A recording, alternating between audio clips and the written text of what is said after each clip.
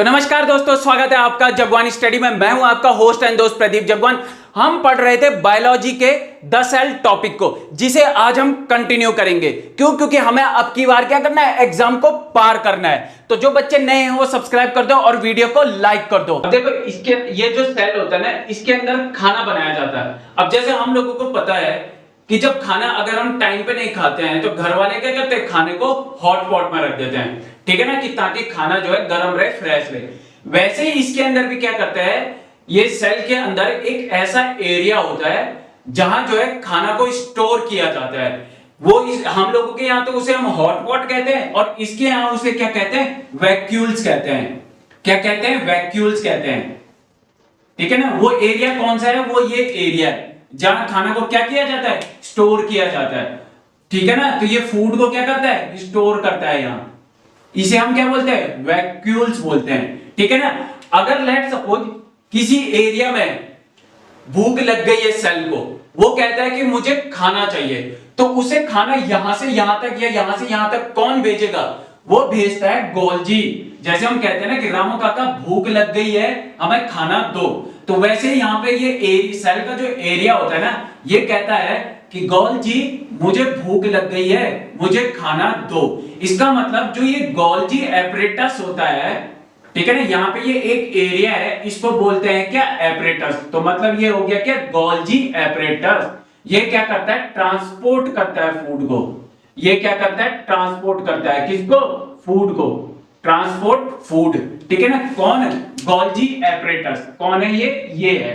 तो ये तो हो गया क्या, ये होता है क्या, वैक्यूल्स, जो कि फूड को क्या करेगा, स्टोर करेगा। और ये हो गया कौन, गोल्जी, जो फूड को क्या करेगा, ट्रांसपोर्ट करता है। और इसी को जो है दूसरा टर्म भी कहते हैं, और ये कहलाता है post office of the cell. इसको पोस्ट ऑफिस भी कहते हैं सेल का।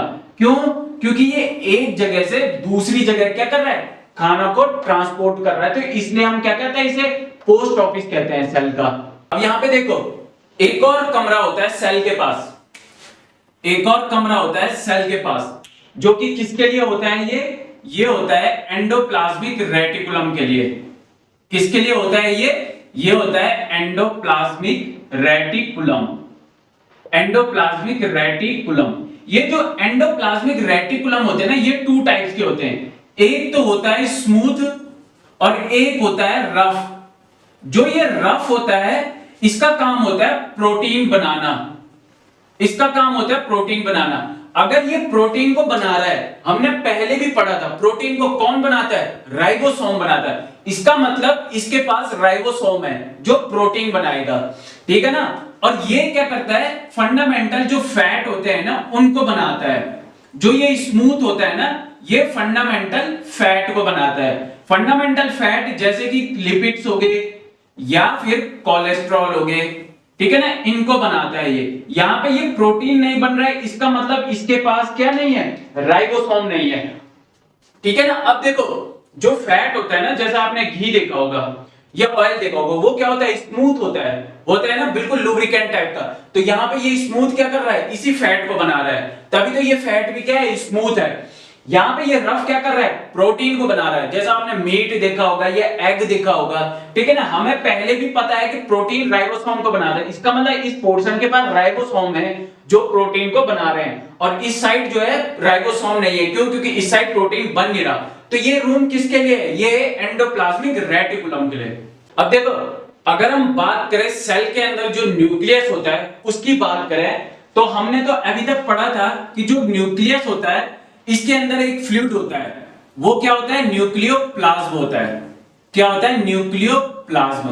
बट अब न्यूक्लियस होता है ना जो, इसके अंदर भी क्या होते हैं, एक जगह होते हैं, कमरे होते हैं, ठीक है ना। ये कमरे जो होते हैं ना, ये फुल भरे हुए रहते हैं, किससे, क्रोमेटिन फाइबर से।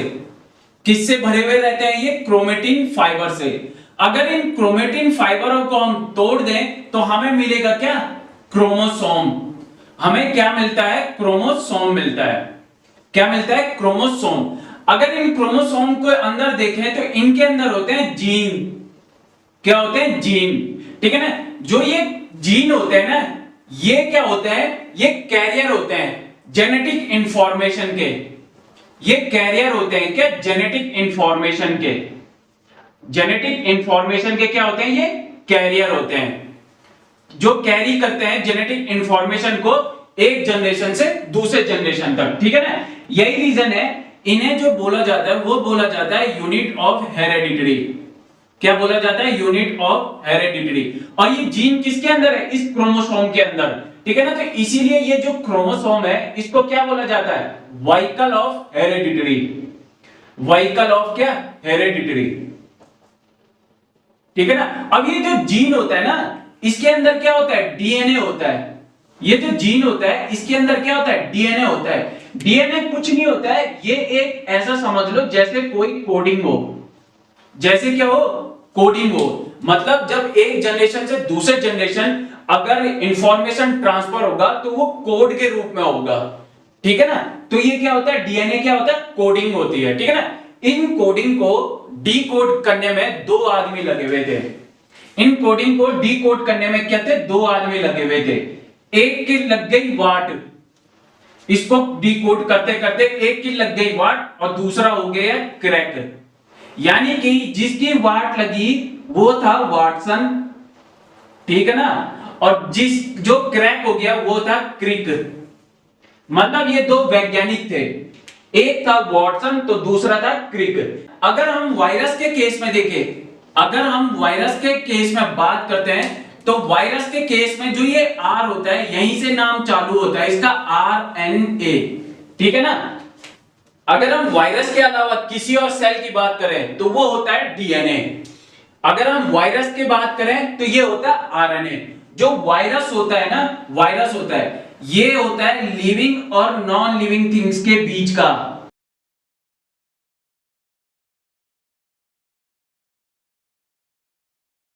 जो वायरस होता है ये लिविंग और नॉन लिविंग थिंग्स के बीच में क्या करता है, बिलोंग करता है। वो इसलिए क्योंकि आपने देखा होगा ना, आपको जब कोल्ड लगता है, जुकाम लगता है, तो आपको पता है जो नाक के अंदर वायरस होता है ना वो कभी मरता नहीं है।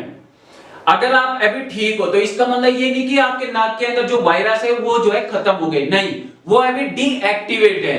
क्यों, क्योंकि उनको वैसा टेम्परेचर नहीं मिल रहा है अभी। इसका मतलब वो अभी नॉन लिविंग थिंग्स के रूप में, ठीक है। जैसे ही उनको टेम्परेचर मिलेगा, मतलब उनको ठंडा टेम्परेचर मिलेगा, वो एक्टिवेट हो जाएंगे। वो एक्टिवेट हो जाएंगे मतलब अब वो लिविंग थिंग्स की कैटेगरी में आ जाएंगे। तो जैसे ही वो लिविंग थिंग्स की कैटेगरी में आएंगे आपको कोल्ड हो जाएगा, ठीक है ना। तो यही रीजन है कि जो वायरस है ना, इसको लिविंग थिंग्स और नॉन लिविंग थिंग्स की कैटेगरी में रखा जाता है। इसमें जो न्यूक्लिक एसिड पाया जाता है उसको हम आरएनए बोलते हैं, क्योंकि वायरस इस आर से ये आरएनए हो गया, और जो इसके अलावा और सेलों में पाया जाता है उसे हम डीएनए बोलते हैं। अगर हम न्यूक्लिक एसिड की बात करें तो अभी हमने पढ़ा था न्यूक्लिक एसिड 2 टाइप के, एक डीएनए एक आरएनए। आरएनए जो कि वायरस में पाया जाता है। अगर इसका कभी फुल फॉर्म पूछ ले, वैसे तो कई बार पूछा गया है, तो फुल फॉर्म है राइबोन्यूक्लिक एसिड, राइबोन्यूक्लिक एसिड। अगर इस राइबोन्यूक्लिक एसिड, ये जो राइबोन्यूक्लिक एसिड है, ठीक है ना, राइबोन्यूक्लिक एसिड, अगर इसके आगे से आप डीऑक्सी लगा देते हो, डीऑक्सी लगा देते हो, तो ये हो जाता है डीऑक्सी राइबोन्यूक्लिक एसिड, यानी कि डीएनए, ठीक है ना। ये जो डीएनए था ये क्या था, कोड था, किसमें, जीन में। जीन किसके अंदर था, क्रोमोसोम के अंदर। जो क्रोमोसोम होते हैं वो पेयर में होते हैं, क्रोमोसोम जो होते हैं वो पेयर में होते हैं, और ये कितने होते हैं, 23 पेयर होते हैं। कितने, 23 पेयर होते हैं, ठीक है ना। इसको आप स्टार लगा के नोट कर लो, क्योंकि ये कई बार क्वेश्चनों में पूछा गया और कई बार पूछा जाएगा। क्योंकि ऐसा है ना, क्योंकि आपके सिलेबस में जो जितना है उससे बाहर कभी क्वेश्चन नहीं पूछा जाता है। वो आपके खाली माइंड को चेक करते हैं, उन्हें आप ये नहीं देखना आपको नॉलेज कितना है, वो बस खाली आपके माइंड को चेक करेंगे। तो क्रोमोसोम जो है ना 23 पेयर में होते हैं, ठीक है ना। जो मैक्सिमम नंबर ऑफ क्रोमोसोम होते हैं, मैक्सिमम नंबर ऑफ क्रोमोसोम होते हैं, ठीक है ना, जो मैक्सिमम नंबर ऑफ क्रोमोसोम होते हैं वो होते हैं एक ऑफियोग्लोसम प्लांट में। किसमें होते हैं, ऑफियोग्लोसम प्लांट में होते हैं, ऑफियोग्लोसम प्लांट में, और ये होते हैं 630, पेयर में होते हैं कितने 630। अगर कभी पूछा जाए कि मैक्सिमम नंबर ऑफ क्रोमोसोम किस में होते हैं तो वो होते हैं ऑफियोग्लोसम प्लांट में। देख रहे हो ग्लोसम कर रहा है यानी कि हंस रहा है, हा हा हा मेरे पे सबसे ज्यादा क्रोमोसोम है। कितने हैं 630 है। अब देखो सेल पे स्टडी किसने करी, सेल पे स्टडी करी थी रॉबर्ट हुक ने। क्यों? क्योंकि इन पे हुक फंस गया था तो ये क्या करने लगे, उस पे स्टडी करने लगे। न्यूक्लियस की स्टडी किसने करी, रॉबर्ट ब्राउन ने। ठीक है ना, देख रहे दोनों केस में क्या है, रॉबर्ट है। यानी कि ये सेल पे स्टडी कर रहा था और न्यूक्लियस पे स्टडी करते करते ये क्या हो गया, ब्राउन हो गया। ठीक है ना। अब देखो जो लिविंग सेल है इस पे स्टडी किसने करी, इस व्यक्ति ने करी। देखो यहां पे देखो याद करने का तरीका देखो आप, ये किससे आ रहा है, इसको हम स्टार्टिंग में क्या बोल रहे हैं, ली बोल रहे हैं। क्या बोल रहे हैं, ली। और यहां पे खोज किसने करी थी, ली ने करी। यानी कि ली की खोज किसने करी, ली ने ही करी। सेल की खोज किसने करी थी, हुक ने करी थी। क्यों? क्योंकि हुक फंस गया था। बट जो जहां पे लिविंग सेल बोलेंगे वहां पे किसने करी, हॉयक ने करी। किसने, यहां पे हुक ने तो यहां पे हॉयक ने। वायरस को किसने ढूंढा, तो वायरस को ढूंढा इवान वास्की ने। जब जिसके इतने सारे बीच बीच में वी वी आ रहे हो तो सही में यही तो ढूंढेगा वायरस को। देख रहे हो आप, किसी भी नाम में वी वी नहीं आया, यहां पे देख रहे हो वी वी आ रहा है। तो यानी कि इसी ने करी, यही व्यक्ति है जिसने वायरस को ढूंढा है। ठीक है ना। फर्स्ट वायरस कहां मिला था, फर्स्ट वायरस टीएमवी शॉर्टकट में। देखो फर्स्ट वायरस जो मिला या तो वो तंबाकू खाते समय मिला, ऐसे रगड़ते समय, या तो उस समय मिला, ठीक है ना, तंबाकू में, या फिर वो मोजे में मिला।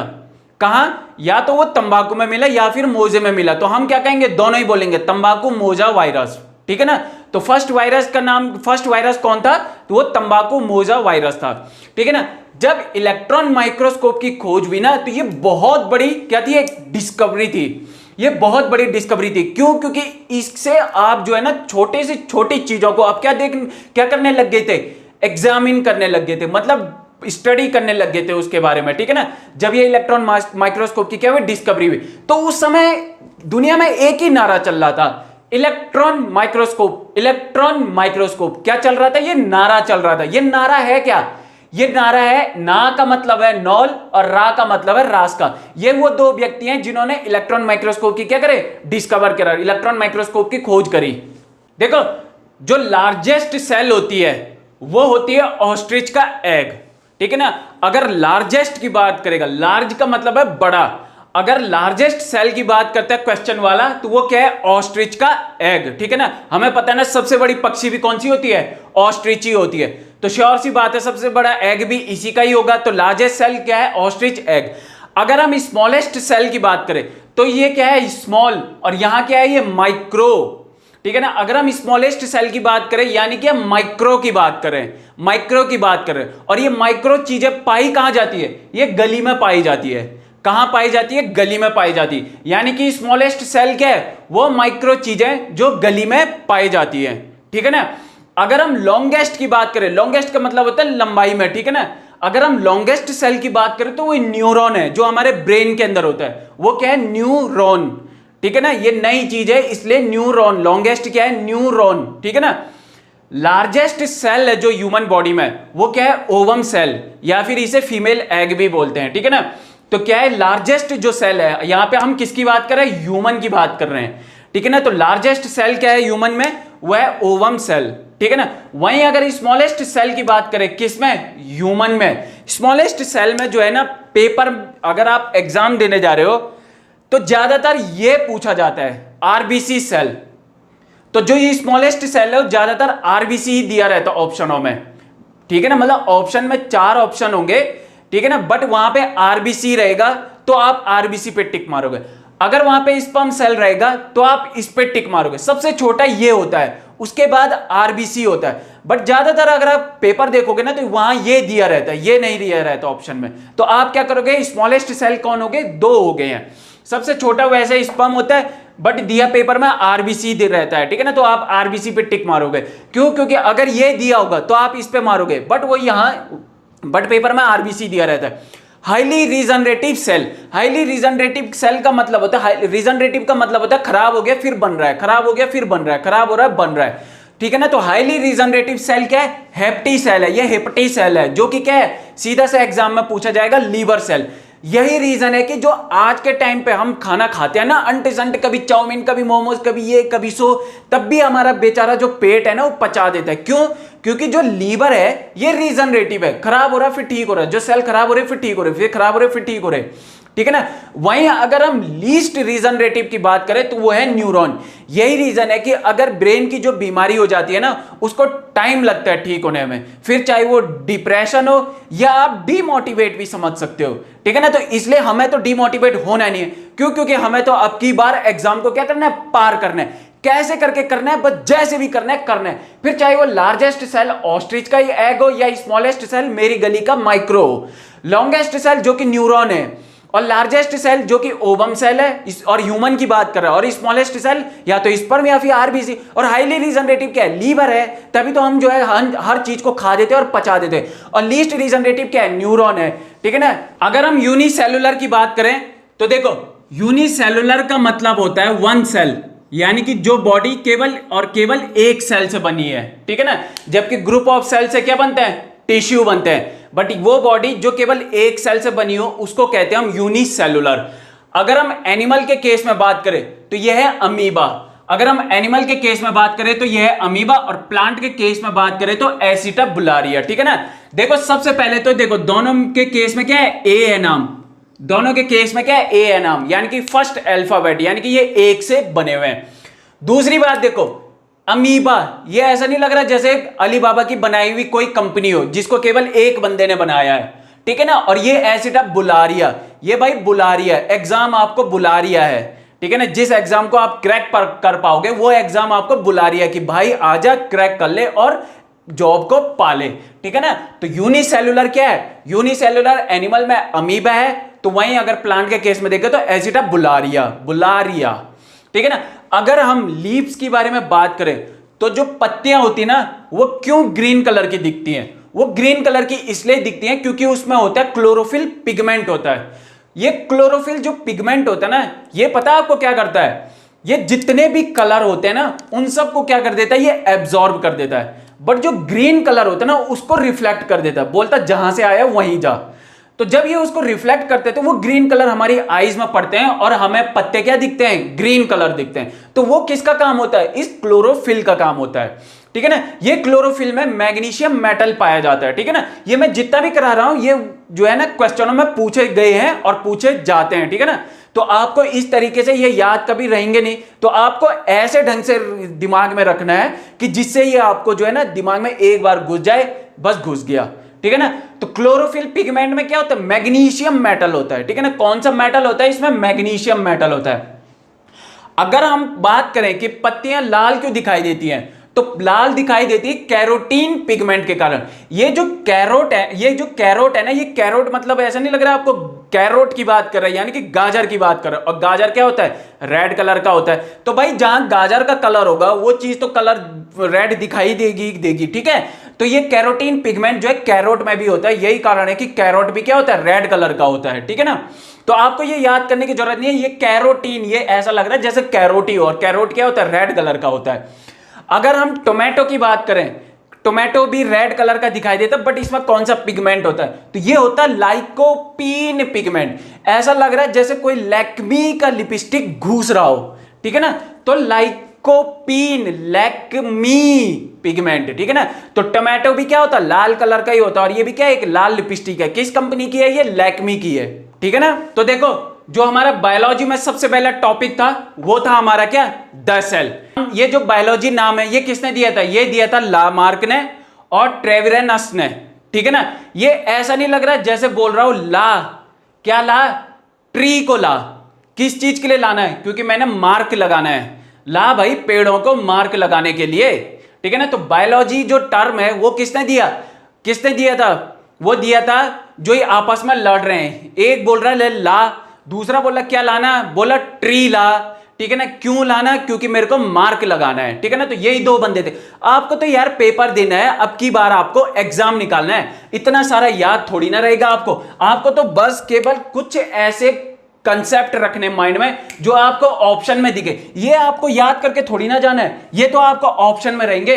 आपने तो पूछा उसने कि बायोलॉजी का नाम किसने दिया, बायोलॉजी टर्म किसने दिया। आपको तो क्या करना है, बस ये जहां ये ला देखा और जहां ये ट्री दिख गया, समझ में आ गया। बायोलॉजी में हम पढ़ के रहे, प्लांट के बारे में पढ़ रहे, प्लांट के ट्री, ट्री, ठीक है ना। और ये क्या बोल रहे हैं, ला, किसको ला, ट्री को ला। क्यों ला, क्योंकि मेरे को मार्क लगाना है, ठीक है ना। तो इसी के साथ ही आज की क्लास हमारी यहीं पे तक, और जो हमारा बायोलॉजी में जो सेल टॉपिक था ये भी आज फिनिश हो गया है, ठीक है ना। तो लाइक करें, शेयर करें और सब्सक्राइब करें, और जितना हो सके पढ़ो, पढ़ते रहो, पढ़ते रहो, पढ़ते रहो, क्योंकि अब की बार एग्जाम पार। Thank you.